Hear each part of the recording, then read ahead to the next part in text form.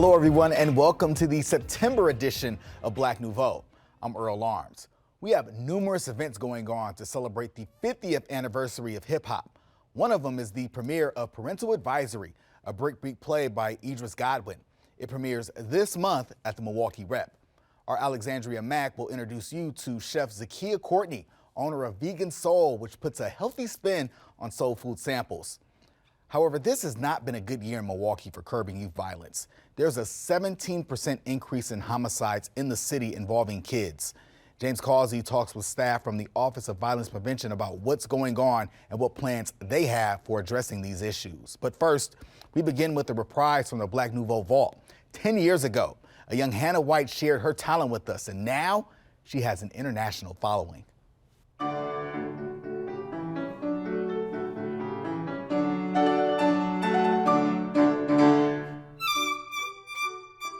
Meet Wisconsin native Hannah White.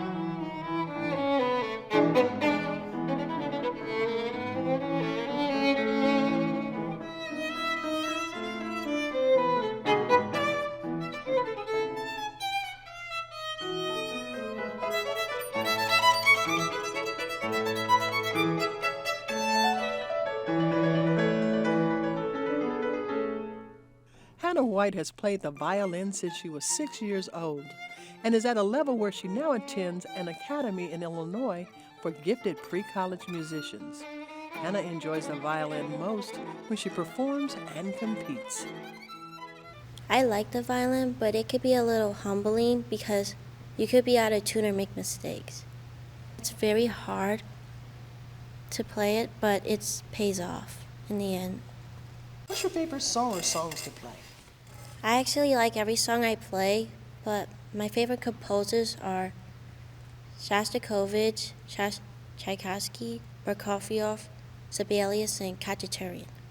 Who accompanies you when you play? So when I'm in Illinois, I use Mrs. Milana.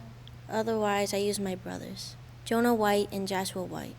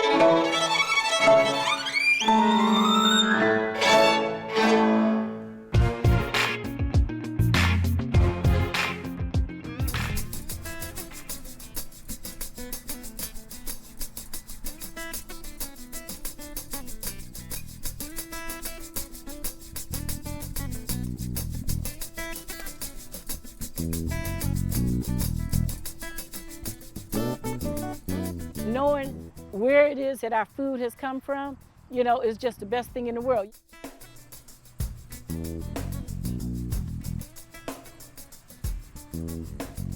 I am known as Chef Mama Sakia. My regular name is Sakia Courtney. I got some other names too, but it doesn't matter. Those are the most important ones.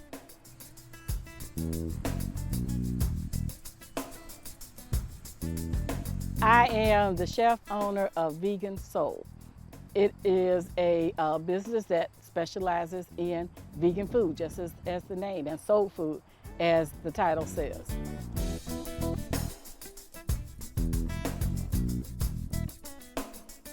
Well, you know, I have a large family. I'm the mother of 6. Together, you know, we have a blended extended family of about 15. I got 52 grandchildren. So cooking was always something, you know, that I did. When I think about it, I mean, we had pork chops, we had chitterlings, you know, during the holidays. You know, we weren't impoverished, so, you know, we had access to all of those things. But at the same time, we did not eat a lot of fresh food. We didn't have, you know, at home, we didn't eat, you know, a lot of salad. I don't ever remember hardly eating salads. But 31 years ago, my husband and I made the decision to become plant-based. And we primarily did it for health reasons. My husband had been diagnosed as pre-diabetes and borderline hypertension. And the doctor told him that he could either change his diet or go on medication. So we decided to change our diet.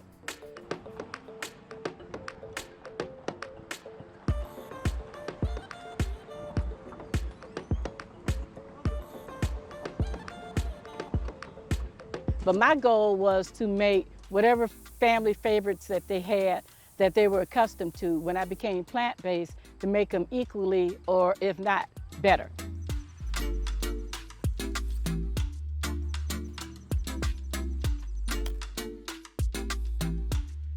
My most favorite green to grow, as well as to cook, are collards, all right? Yeah, that definitely comes from the South, but there's so many things that you can do with collards, from eating them raw to putting them in salads and just making good old Southern greens. One of my customer favorites is called what we call black and white greens, and that was passed on to me by my aunt, who is now an ancestor. And black and white greens is just simply collards and cabbage, and it is just so, so delicious. I can make my greens taste good without any meat products whatsoever. And I would put it up against anybody who got a big old ham hock in theirs, and, you know, for the flavor and the taste. But when I talk to people, you know, about vegan, some people have had vegan food experiences or plant-based food experiences that were not good.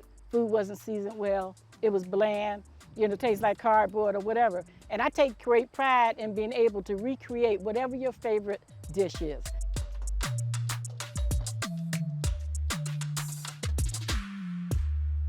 Today is that there are so many options, so many more options available than there were 31 years ago. And so what I say to people who have never had, and everybody's had plant-based food, if you've had any vegetables, you've had plant-based food. Well, when it comes down to the expense, you know, it's like you pay now, you pay later. You know, you pay now in terms of getting good food for you or your family, or you pay later, you know, in prescription drugs and other things, because we didn't take care of ourselves the way that we could have if we had known. You know, a lot of things that we did, we just didn't know. You know, the biggest comparison I have is this. With my brothers and sisters, there were 8 of us, okay? 4 of us had the same mother and father. And I only say that for the purposes of genes. In my family, with those 4 in particular, us 4 in particular, everybody wound up on hypertension medication in their 30s, except me.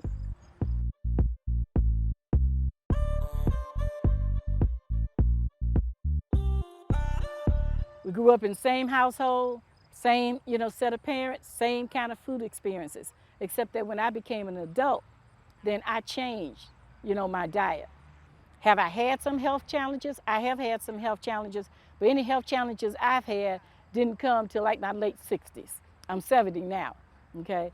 And I'm feeling pretty good.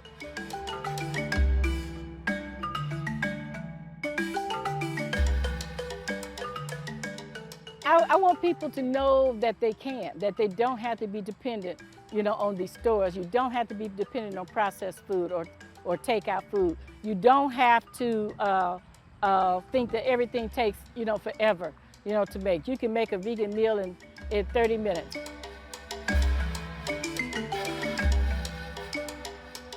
Soil quality, water, all of those issues still continue to exist in our world. But we have to learn how to be self-sustaining. We have to know that if something happened today, if we got locked in this garden right now and couldn't go anywhere else, one of the things that we would not do is starve.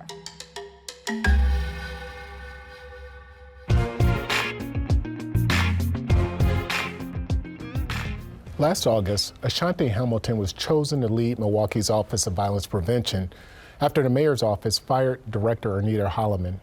So far in 2023, data shows a 17% increase in all homicides in the city involving kids, and 14% of the homicide suspects were kids. Milwaukee leaders are demanding action. Hamilton and Quinn Taylor, a violence interrupter with OVP, joins us now to discuss what's causing youth violence spikes. Men, thanks for joining us. Thanks for having us. So, Ashanti, what's behind the spike in youth violence that we're seeing? Yeah, I don't think there are any easy answers to this. What we are seeing is some national trends that are trending that way across the nation. We know that we're still reeling from some of the effects of the COVID pandemic. And we're also seeing an increase in the development and participation in what's come to be called as youth pain-based groups. A lot of turmoil happening between a lot of these young cliques that seem to have, created a bond around some kind of tragic event or, some common experience.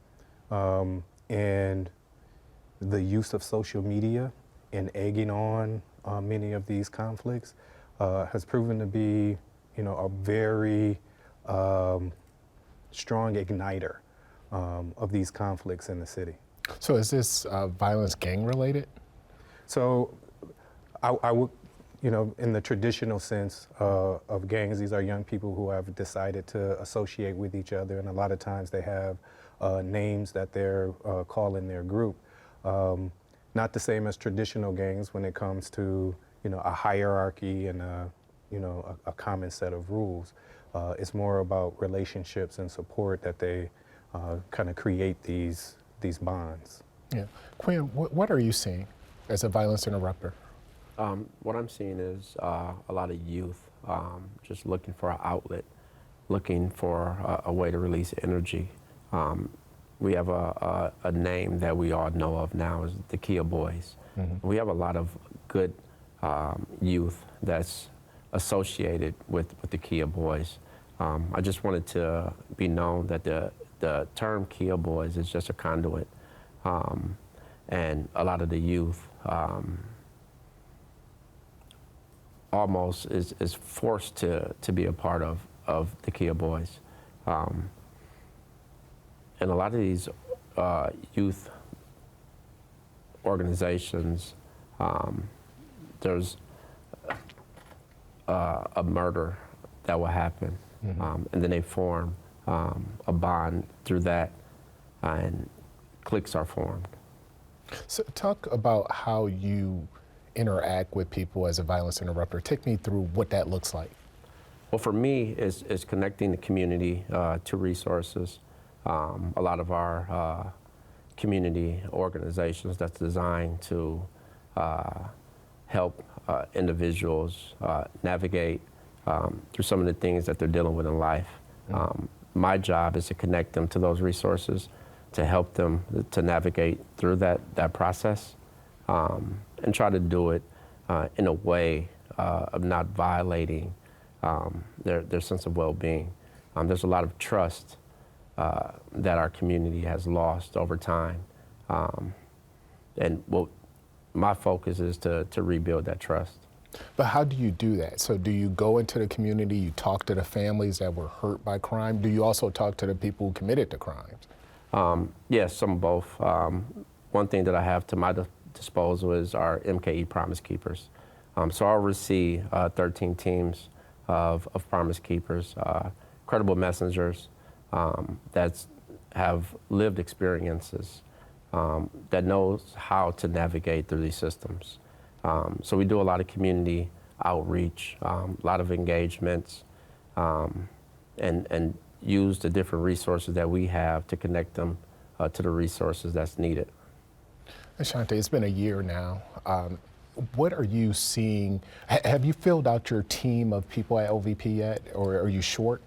Yeah, so we're still operating with less than half of the staff that the office is designed to have.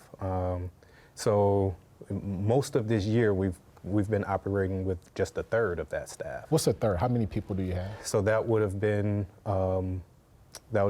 3 people in an administrative staff. So it's been about 4 people. We're currently at 7. And we're interviewing now for 2 manager positions and 3 coordinator positions. That'll be the most that the office has been staffed up in 2 years. And so I think it'll be good because it's a infrastructure that we needed to build. I went through a reorganizing of the office to really focus in on a lot of the preventative work. You mentioned the violence interrupters. A lot of people know of the Office of Violence Prevention because of that particular work. There are other folks that's doing violence interruption work too. Quinn mentioned the credible messengers. We have some of those that are really being led through the county that's doing case management with some of the most high-risk violent offenders in the city. So that's happening over at the county.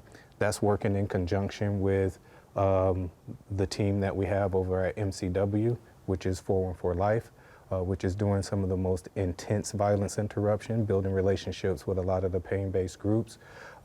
Many of them have already had relationships with them, so when you have an incident that happens in the city, they can actually speak to both sides to try to mitigate some of those situations. And then the team that Quinn is leading, which is really trying to do a lot of that primary prevention work, organizing communities, addressing some of the environmental effects, in the city, in neighborhoods. So there's different ways of being able to do that. You need a staff that's able to carry out all of that work, because we're building relationships with many community-based organizations in the city. And that level of coordination to address these major issues, it takes staff to do it. And you guys conducted an interview, not a press conference in July. And I noticed it was you were there, the mayor was there, Arnita Ball, the sheriff, and also the police chief. Mm-hmm. And I constantly heard the group criticizing parents, saying, the parents need to do more. What do you want parents to do? And I would frame it more as an invitation to parents. There's a level of activity that I feel like only people in that young person's life that they already look up to can have an influence over. And one of the things that we've been working on through the course of the year is an effort called Rebuilding the Village. How do we re-establish the type of relationships in our community where there's a sense of both responsibility collectively for the young people that exist here? And Quinn mentioned building trust. One of the things that's been a common theme when we're addressing young people in the city is the belief that nobody cares about them. And it's demonstrated by how our institutions and how the community in general is serving them and giving them the types of things that they need in order to be successful. We have to fix that relationship. And we can't just do it in isolation with youth. We have to work with the families that they belong to as well. Well, we're going to continue this conversation for sure, but I thank you for the work that you do, and we'll have you back. Thanks a lot. Thank you. Thank you.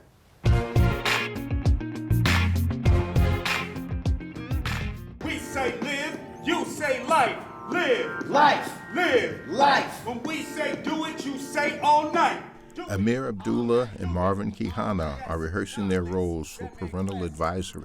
It will have its world premiere at the Milwaukee Rep later this month. the two-character musical will challenge audience members with important questions about parenthood, censorship, and at what age is it appropriate to introduce your children to the Wu-Tang Clan. I want them to think about censorship, and I want them to think about what type of art gets censored and who gets censored, because I think those are some of the questions that the play itself asks, which I think is very thought-provoking and something that I hadn't really thought about until, honestly, this show. Like, it'd been in the back burner, but never in the forefront, and now it's in the forefront, in which case then I'm just like, oh, this is a fascinating conversation. Like, who does get the parental advisory label? One of the central arguments in this production is the way that explicit lyrics have been brought to the dinner table in a lot of ways, to the schoolyard in a lot of ways, not just in a lyrical sense, but making the argument that people speak in various ways all of the time. Children are exposed to various things all of the time. At what point, when is the right time to introduce these languages, or at least have a conversation around what the power of these words are? What is the correct time to have that? Written by Idris Goodwin and directed by Kyle Hayden, the production is a celebration of hip-hop, humor, and fatherhood. Hip-hop is celebrating its 50-year anniversary. I think hip-hop, however, is a branch on the tree of art of the diaspora, of the African diaspora, particularly here in the Americas, right? Which means that it has a lot of weight to carry, which is that it is entertainment, it is engaging, it is catharsis, but it is also the Wikipedia of the people. It is where the stories and the histories live. I think more than any other kinds of music, hip hop is, by its very design, subversive. Its origins were not on the piano. Its origins were with a DJ who was not using the turntable as it was intended to be used, right?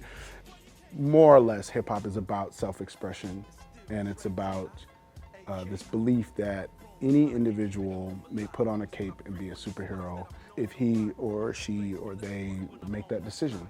And no one, no music teacher, no instructor, no Juilliards or whatever is going to tell them otherwise. You know, if you look at where our Dr. Dre's come from and where our Eminems come, I mean, it's not a shocker that a lot of our icons come from so-called humble beginnings, right? I think part of the problem with theater in general has been that there's this, not only a perception, but a reality in some instances that it is for people that don't look like me, that it's for people with a lot of money, it's for white people, and I think it should be for everybody. And I think Idris and I are really passionate about, hey, how can we broaden the tent? How can we make these stories accessible to as many people as possible? And part of that is going out and reaching people, but part of that is about the stories that we tell, And for us, this is a story that we're telling that's for everybody, right? Hip hop should be for everybody.